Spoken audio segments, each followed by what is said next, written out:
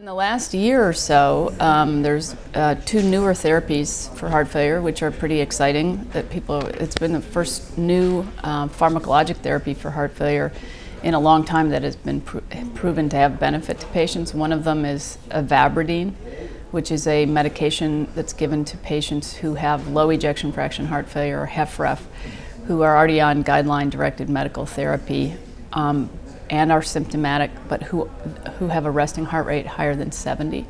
So that's a newer medication that's a winner. The other one is LCZ696. The trade name is Entresto, which is a combination of an angiotensin receptor blocker and a neprilysin inhibitor. And that exchanged for an ACE, in comparison to an ACE inhibitor, demonstrated in patients, again, who have HFrEF, low ejection fraction heart failure, who are symptomatic, to improve morbidity and mortality, improve survival.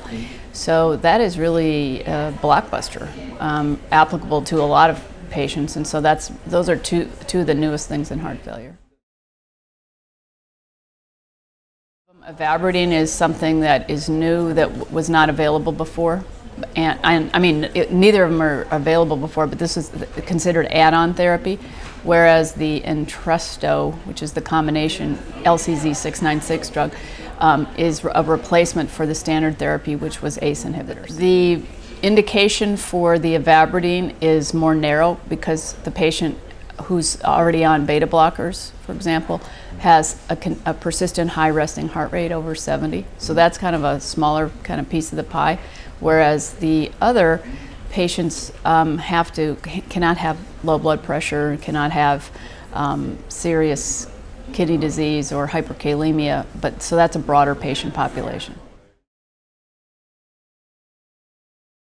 Safety profile pretty good for both of them. Patients who were hypotensive were excluded from the beginning, so people who are more frail in that regard would not be candidates, but I think there's going to be a broad use for both of them. There's a lot of different phenotypes of heart failure. Some people develop heart failure acutely and can die right away. But it is a chronic disease in general, and we've expanded the therapeutic options, both the medications we just talked about, but also at times of more advanced symptoms. So patients who are eligible may be able to have cardiac transplantation or ventricular assist devices. So therapies even into the later stages of heart failure are available.